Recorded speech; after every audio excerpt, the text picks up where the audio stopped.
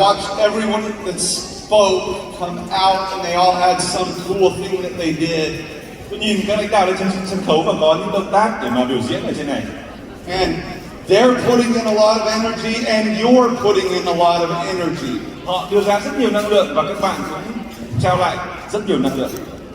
And it made me remember that this business takes a significant amount of energy. Và điều này làm cho tôi nhớ lại rằng công việc kinh doanh này đòi hỏi một cái năng lượng cực kỳ lớn. But it is so fun. Nhưng mà nó rất vui. Isn't it? Have you had a good time this weekend? Đúng không? Bởi vì chúng ta cuối tuần này chúng ta có vui vẻ không? I have. It's been amazing. Rất tuyệt vời đối với tôi. Okay, we could have gone home after every presentation and it would have been worth coming. Và ngay sau mỗi buổi trình bày, ngay sau mỗi nội dung trình bày chúng ta đều có thể về nhà và bắt đầu ra ngoài tuyển dụng. They always used to have me close the events because I would do something crazy like dance and do a backflip off stage.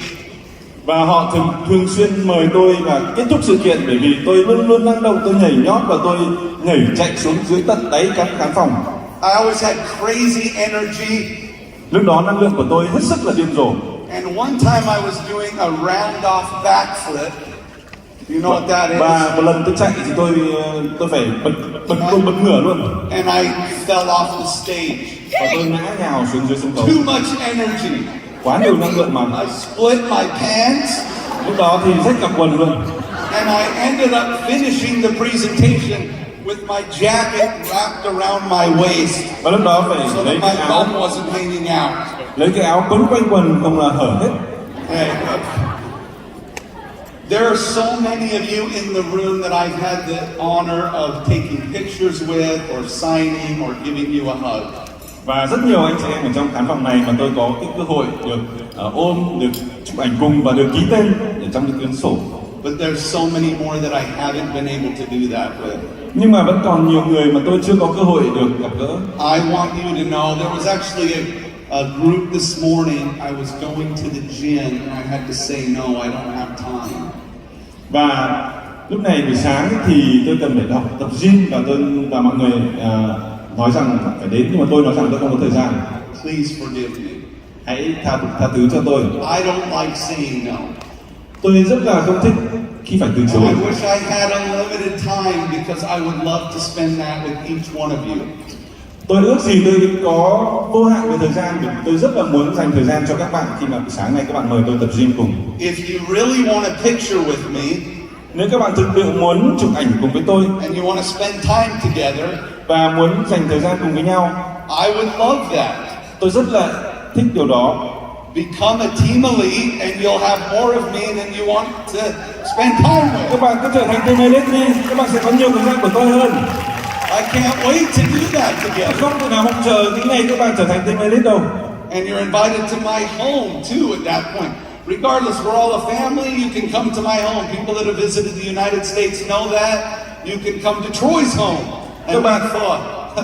Các bạn có thể được mời đến nhà tôi khi các bạn trở thành T11. Có thể chúng ta không cùng một hệ thống nhưng mà chúng ta hoàn toàn có thể được mời đến nhà tôi cũng như đến nhà anh Troy và ăn phở ở nhà anh Troy. Troy has a huge home. You can all sleep there. Nhà Troy to lắm, chúng ta đều có thể ngủ ở đó. Okay. So this book, when I left for Vietnam, I went to my book room and I grabbed off of the shelf this notepad. Khi mà tôi đi sang Việt Nam thì tôi vào phòng đọc sách và tôi lấy cuốn sổ này từ giá sách. All I cared about that it was there were some empty pages, so I didn't look at anything that I had written down. Thực ra tôi chỉ quan tâm là cái sổ này còn chỗ trống thôi, bởi vì tôi không quan tâm là trước đó tôi viết cái gì. But this book I got in 2006, and I wrote in 2006 on the first page my goals and dreams for 2006. Nhưng mà cuốn sổ này tôi viết từ năm 2006 và ở trang đầu thì tôi viết về ước mơ và mục tiêu của mình ở ngay những trang đầu vào năm 2006.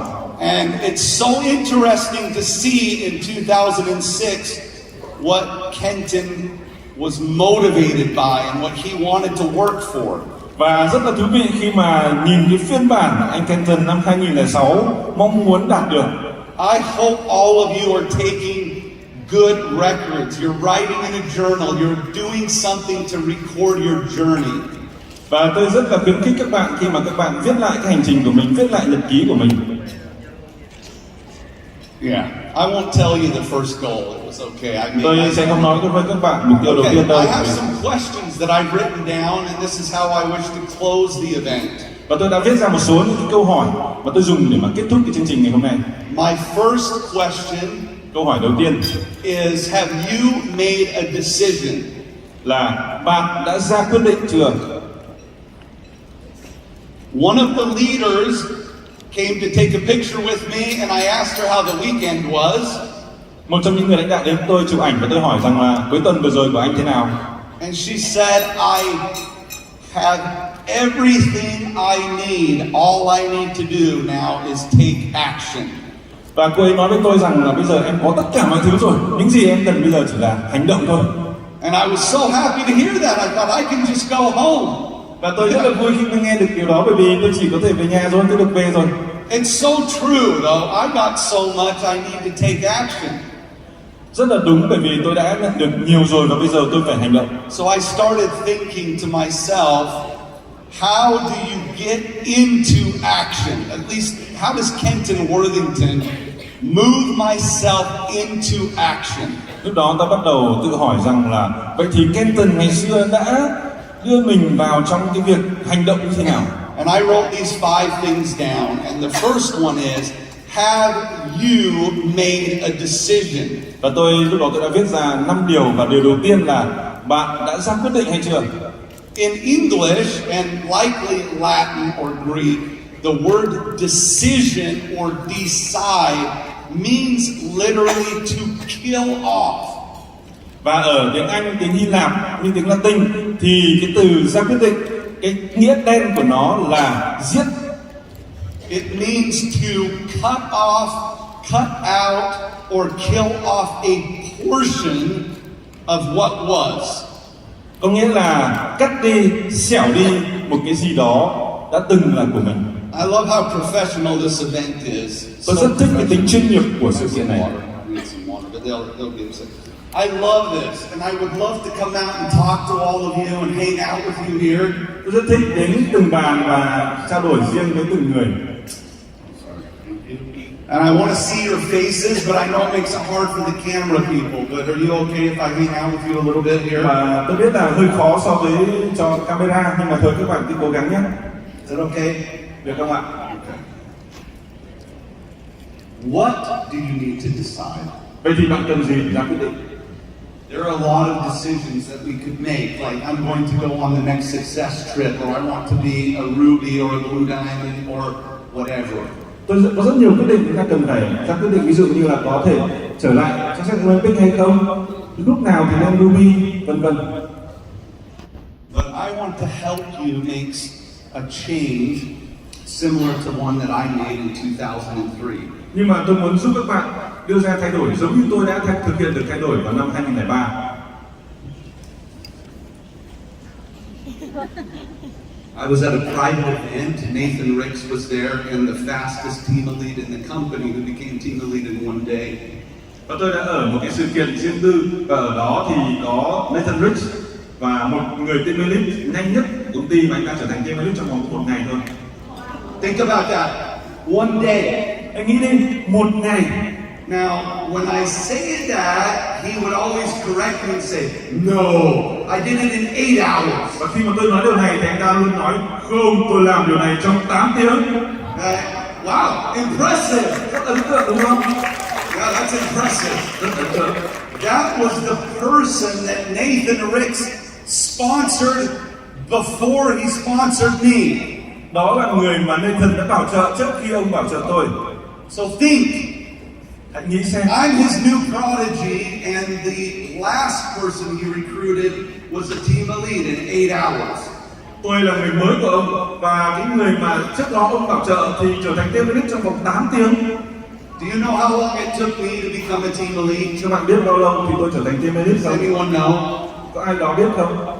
It took me 4 years to become a team elite. Phải mất 4 năm tôi mới trở thành team elite. And that's okay. Và điều đó cũng rất ổn. But in this moment, I was so competitive. I wanted to break the record, but I'd already been in the business for a week. It was impossible to break. Lúc đó tôi cực kỳ cạnh tranh và tôi muốn phá vỡ kỷ lục của anh ta, nhưng mà tôi đã làm Lucy được một tuần rồi, cho nên không tài nào mà phá vỡ được kỷ lục đó. And in this leadership meeting, Nathan was talking about making a real decision. Và tại cuộc họp dành cho lãnh đạo thì Nathan đã nói về việc đưa ra một cái quyết định thực sự. And he pointed right at me. Và ông chỉ thẳng vào tôi. And he said, you know exactly what it is that's holding you back. Và ông nói rằng bạn biết rõ chính xác điều gì đã kìm hãm bạn. My eyes immediately started to fill with tears. Và lúc đó mắt tôi thì ngay lập tức trào lệ. Every time I speak, my prayer in my heart is that I can leave people with something that will help them on their journey. Và tất cả những gì tôi nói là trong tim tôi đều muốn giúp đỡ mọi người thành công trên con đường của họ. I want you to do the exercise with me that they had me do with them. Và tôi muốn các bạn cùng thực hiện với tôi một cái bài tập này mà tôi đã thực hành cùng với cả những người lãnh đạo của tôi. Here's the question: what are you willing to cut out, to kill, to remove from your life that is holding you back? Và câu hỏi là các bạn có sẵn sàng cắt đi, loại bỏ đi những gì thuộc về một phần cuộc sống của bạn đã khiến bạn không tiến lên được. We're going to do this together.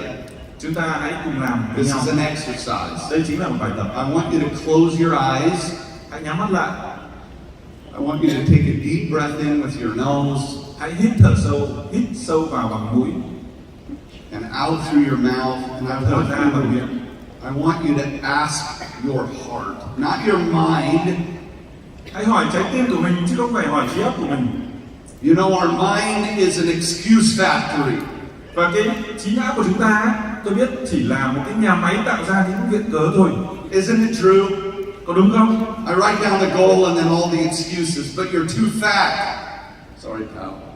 Tôi đã viết ra mục tiêu và viết ra những cái mục tiêu, và nhưng mà nó rất là nhanh, và điều đó là tôi nói về tiêu cực, cho tôi lại xin lỗi Thảo một lần nữa. When I was younger, something, a belief. Okay, this is an example of something I had to kill and let go of. I had a belief that I could never be successful because I was too short. Và một cái niềm tin từ lúc bé tôi đã có cái niềm tin, và chính cái điều đó nó khiến tôi không thành công, là tôi nghĩ rằng tôi không thành công được bởi vì tôi quá thấp. I had a belief I couldn't be successful because I was too young. Tôi nghĩ rằng tôi không thành công bởi vì tôi quá trẻ. And now I'm fighting a belief that I'm too old. Còn bây giờ thì tôi lại chiến đấu với cả cái niềm tin rằng tôi quá già. Okay. Close your eyes and ask your heart, what is it that I need to cut out, to cut off, to kill, so that I can become the person that I know I was born to be? Và hãy nhắm mắt lại và hãy hỏi trái tim của mình rằng mình phải cắt bỏ điều gì, loại bỏ điều gì ra khỏi cuộc sống của mình. Cái điều mà ngăn cản mình trở thành người mà mình có thể phát triển theo đúng những cái tiềm năng mà mình sinh ra để trở thành. Some of you already know, immediately you know what is holding you back. Is it a belief? Một số bạn ngay lập tức sẽ biết rằng chính xác điều gì đã khiến bạn không tiến lên được. Is it a relationship? Có phải đó là một mối quan hệ? Is it a habit that's not serving you? Có phải đó là một cái thói quen? For me, when I did this morning, it was all of those things. Đối với tôi, khi mà tôi nói về buổi sáng ngày hôm nay, đó chính là tất cả những cái điều này. One of them scares me the most. Một trong số những điều đó làm cho tôi sợ hãi nhất. One of them makes my heart pound and makes me want to cry and makes me afraid, and I feel so small when I think about that thing. Một trong những cái điều đó làm cho trái tim của tôi đập nhanh hơn, và tôi hồi hộp, tôi lo sợ và cảm thấy hết sức nhỏ bé. And almost immediately I feel anger. I don't need to change that. Và ngay lập tức tôi trở nên giận dữ và nói rằng tại sao mình lại không đổi được? I'm already successful. I don't need to change anything. Tôi đã thành công rồi, tôi không cần phải thay đổi gì cả. This is a lie. Đó là một lời nói dối. I didn't join, actually, I joined Nu Skin because I had a selfish goal. Thực sự thì tôi tham gia vào cơ hội này bởi vì tôi có một mục tiêu hết sức là ích kỷ. I shared it with you. I wanted a nice car so the girls would think I was cute. Thực sự tôi chỉ muốn một cái xe đẹp để mà hấp dẫn các cô gái thôi. But through the process, Nhưng mà qua cái quá trình này, through the effort, qua những nỗ lực, through the cutting off and cutting out, qua cái việc là loại bỏ và vứt đi, my goals changed from selfish goals to goals that were bigger than me, to goals that made me cry and shake with fear. và cái mục tiêu của tôi từ những cái mục tiêu ích kỷ trở thành những cái mục tiêu mà lớn hơn bản thân tôi và khiến tôi phải bật khóc và run rẩy vì sợ hãi. Some of you need to quit smoking. Một số trong số chúng ta sẽ phải ngừng hút thuốc, It's not healthy. không khỏe mạnh chút nào. It's killing you. Hút thuốc sẽ làm giết chết bạn. I need to stop eating ice cream so much. Tôi phải ngừng việc ăn kem quá nhiều. No one in this room, no person up here in the front, Không ai trong phòng này, kể cả những người trên bàn đầu, no one, as successful as they have been, all these wonderful people I love, tất cả những người thành công ở đây, tất cả những con người mà tôi yêu ở đây, no one gets to progress and grow and become without letting go, killing off part of us that is unworthy of who you were born to be. không ai có thể thành công bằng cách mà không loại bỏ tất cả những cái thứ mà nó không xứng đáng ra khỏi cuộc đời của mình. Have you decided? Anh chị em mình đã ra quyết định chưa? You know what it is that you need to let go of? Chúng ta đã biết chúng ta phải loại bỏ điều gì chưa? To cut out, Loại bỏ và vứt đi, kill, giết chết, to no longer do. không làm cái điều đó nữa. This is why my sweet friend Paule, hearing me be unkind to myself, reminded me of the bald spot on the back of my head. Và đó là cách mà This is why Paule was able to remind me of something I couldn't see. và đó là điều mà Thảo Lê đã nhắc nhở tôi về điều mà thứ mà tôi rất là khó để nhìn đằng sau mình. I was being unkind to myself, and Tôi đã từng không tử tế với chính bản thân mình. I wasn't even aware of it. Thậm chí tôi còn không nhận ra được điều đó. And it took somebody that loved me enough to remind me. Và điều đó khiến cho những người mà yêu tôi đủ nhiều nhắc nhở tôi về điều này. By the way, I'm so rebellious and I get so angry when my parents would tell me to change something. I would do the opposite. Thực tế tôi là một đứa trẻ nổi loạn, cho nên là bố mẹ tôi nói điều gì thì tôi làm ngược lại hết. I was a hard kid. Một đứa con không ngoan lắm đúng không? But I'm talking about this morning because I love you. Nhưng mà tôi nói điều này bởi vì tôi yêu các bạn.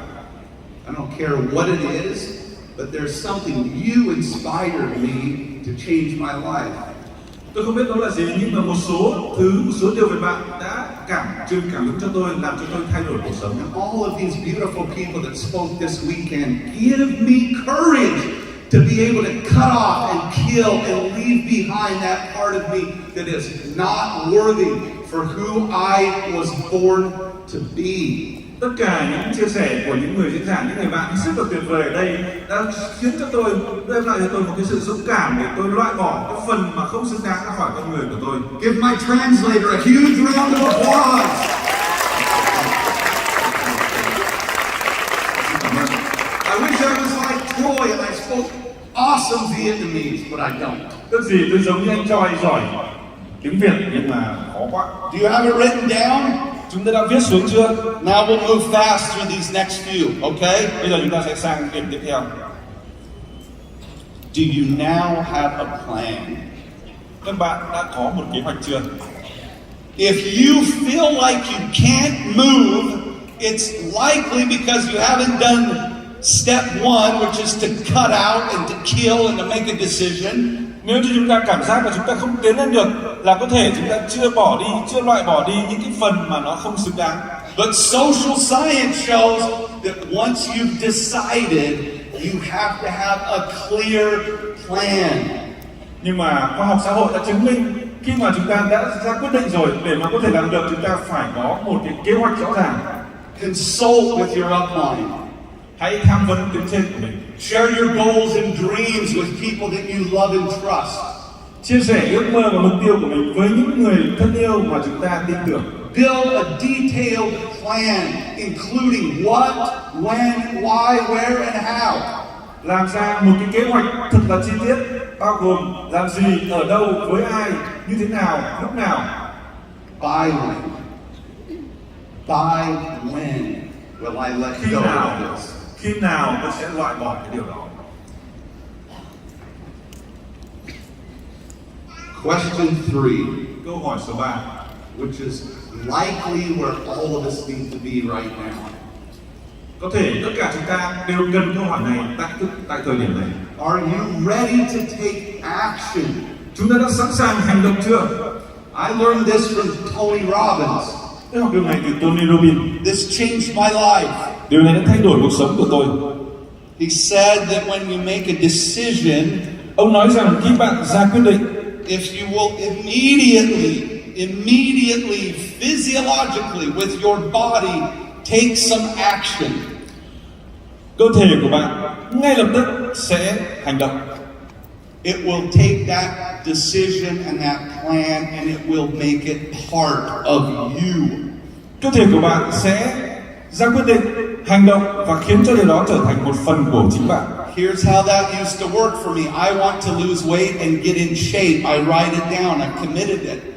Điều này đã giúp tôi giảm cân, tôi đã viết ra và tôi đã cam kết. Immediately, Ngay this lập is tức, what I do. đây là cái việc mà ngay lập tức tôi làm.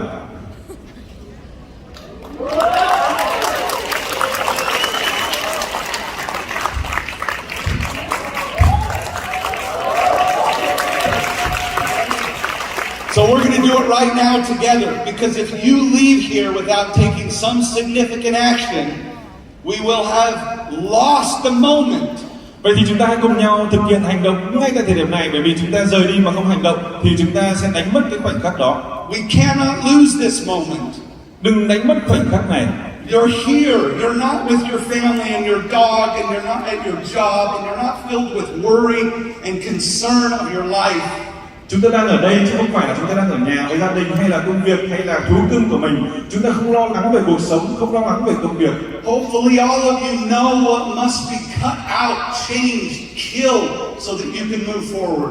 Hy vọng chúng ta đều biết bản thân chúng ta phải loại bỏ đi, giết bỏ đi tất cả những cái phần gì để giúp I chúng ta tiến lên. invite you right now to take some meaningful action right now, like I just did, to move yourself towards your goal, to your purpose, to the reason that you're here.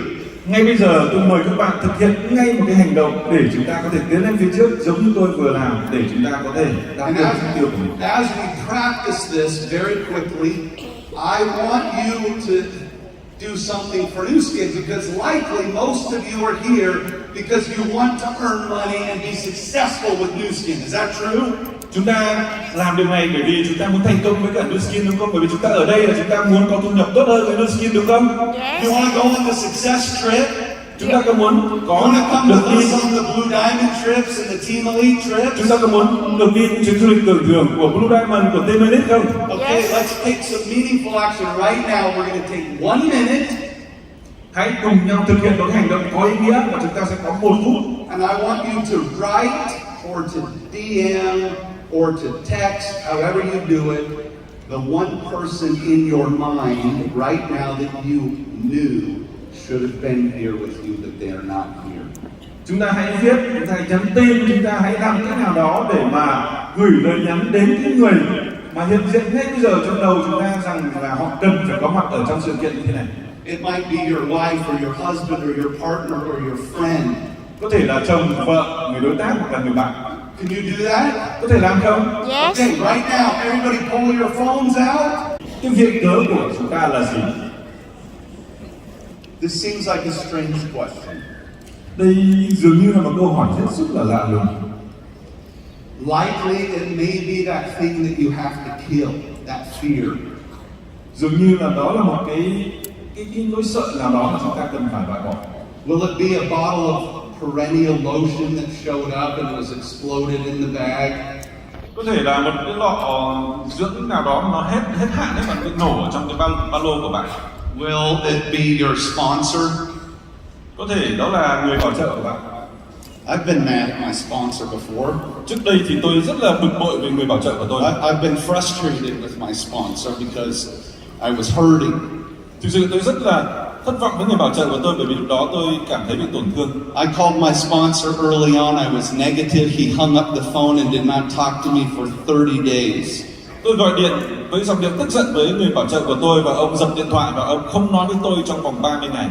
And all he said to me when I called back was, "Did you learn the lesson?" Và tất cả những điều mà ông nói với tôi khi mà ông nói chuyện lại với tôi là ông hỏi.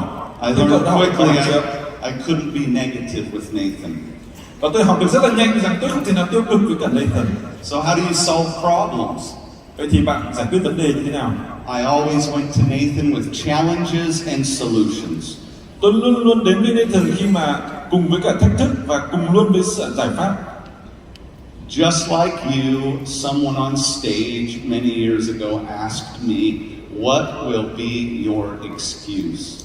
Cũng giống như một ai đó đã hỏi với tôi ở trên sân khấu rất là nhiều năm trước đây. Vậy thì những cái viện cớ của bạn là gì?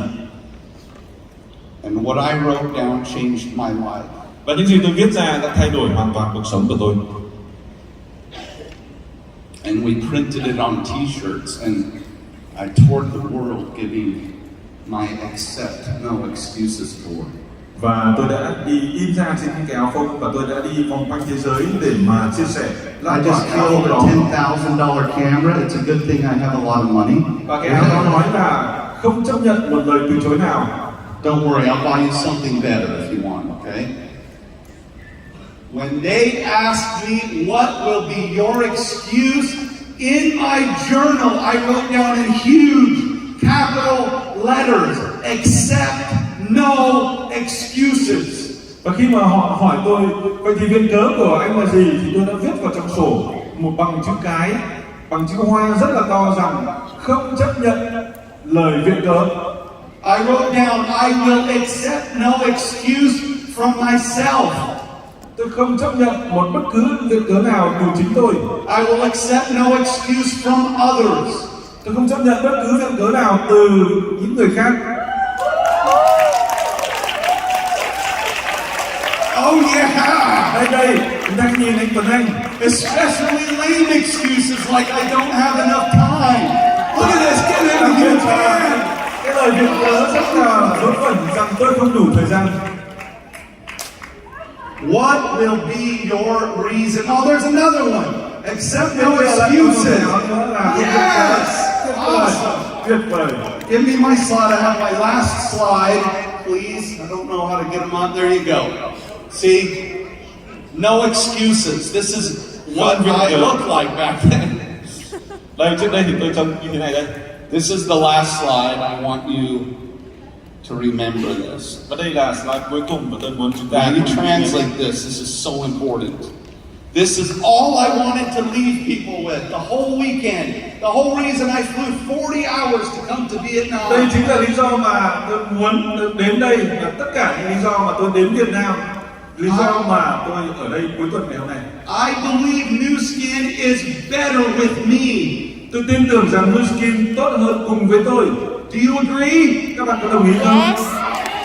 And here's the question. Vậy thì câu hỏi là Will New Skin be better With you. with you? Yes. liệu New Skin có tốt hơn cùng với các bạn hay không? Yes. Yes. That doesn't sound very convincing. Điều này có vẻ không thuyết phục lắm nhỉ? Will New Skin be better with you? Liệu New Skin Yes. có tốt hơn cùng với chúng ta hay Yes. không? No, that's not strong enough. Vẫn chưa đủ mạnh mẽ. Do you realize what kind of decision and energy it takes? Will New Skin be better with you? Yes. Will it? Will your family? Will your relationships? Will your children? Gia đình, mối quan hệ, con cái của các bạn. Will the world be better? Thế giới này liệu có trở nên tốt hơn? I mean this. I don't care if you do New Skin. Thực sự là tôi không quan tâm các bạn có làm New Skin hay không. What matters to me is that when you leave here Điều quan and trọng- you cut out and kill that part of you that no longer deserves to be part of your worthy highest self. Điều quan trọng là các bạn rời khỏi sự kiện này, các bạn đã cắt đi, loại bỏ đi cái phần mà nó không xứng đáng đối với một con người hoàn thiện, hoàn hảo, phát triển nhất của bạn. That your family, your children, your friends will say, what happened to them in 3 days in Nha Trang? What happened? Để đến mức mà người thân, gia đình và bạn bè phải hỏi, phải ngạc nhiên rằng là điều gì xảy ra với cậu vậy? Chỉ có 3 ngày thôi ở Nha Trang mà đã khiến cậu trở thành một con người khác hoàn toàn. People will write about you and say she was never the same again. Something changed and everything was different after that day. Và người ta sẽ viết về bạn và người ta nói rằng là cậu ta không bao giờ giống như trước đây nữa, và tất cả mọi thứ đều thay đổi từ cái thời điểm đó. I thought I'd done everything that I wanted to do, but coming here awakened in my soul more desire to grow and to be better and to kill off those parts of me that are unworthy of who I am born to be. Và thực sự thì tôi cũng đã rất phân vân khi đến đây, nhưng mà khi mà đến đây tôi đã cắt đi được, bỏ đi được, loại bỏ đi được rất nhiều những thứ mà nó không xứng đáng với con người của tôi.